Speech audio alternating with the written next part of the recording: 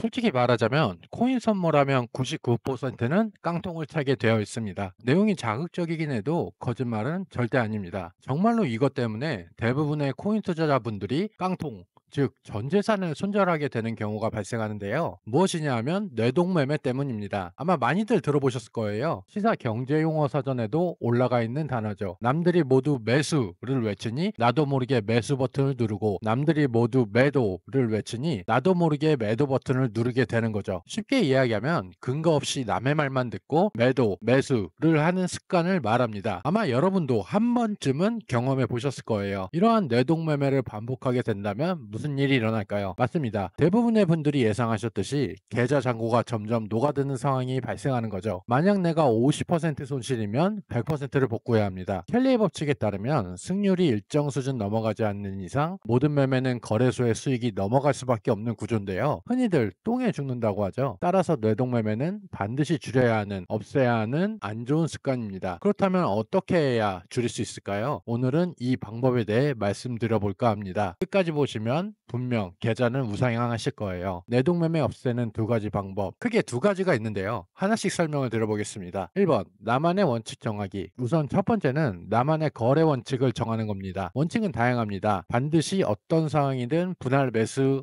분할 매도를 한다. 2. 시드의 5%로만 선물 매매를 한다. 3. 하루의 거래는 딱 두 번만 한다. 등등 여러 가지가 있는데요. 중요한 것은 나한테 맞는 원칙을 정하고 목숨처럼 지키는 겁니다. 하지만 아시겠지만 인간의 의지력은 대부분 거기서 거기죠. 오늘은 절대 술 안 마실 거야 라고 100번을 외쳐도 101번 술을 마시는 게 사람입니다. 따라서 나만의 기준을 정하고 여기서 벗어나면 나쁜 행동, 여기 안에 들어가 있으면 좋은 행동이라고 스스로 판별을 해보는 겁니다. 인간의 뇌는 신기하게도 목표가 정해지면 거기에 맞춰 행동을 하게 되는 경향이 있는데요. 즉 좋은 행동을 정해서 거기에 맞춰서 움직이려고 한다면 점점 그쪽으로 행동이 기울게 되고, 그러니 나만의 거래 원칙을 꼭 정해보세요. 단순한 방법이지만 이것만으로도 뇌동매매가 발생하는 비율을 크게 줄이실 수 있을 겁니다. 이때 그저 원칙을 정해서 거래하세요라고 말씀드리면 막막해 하시는 분들이 많으실 것 같은데요. 추천드리는 원칙을 하나 소개해 드릴까 합니다. 바로 CD의 5% 이하로 거래하기인데요. 코인 거래의 가장 큰 특징 중 하나는 레버리지가 가능하다는 겁니다. 쉽게 표현하면 CD를 불려서 매매가 가능하다는 것이죠. 반대로 말하면 적은 시드로도 충분한 정도의 수익을 낼 수 있다는 건데요. 문제는 많은 분들이 이러한 특징을 까먹고 그냥 무작정 시드에 100%를 투입하신다는 겁니다. 이렇게 되면 나도 모르게 긴장을 하기 때문에 시야가 좁아지고 거래에서 실수를 연발할 수가 있습니다. 반면에 적은 시드를 운용하면 그만큼 여유가 생기고 시야도 넓어지면서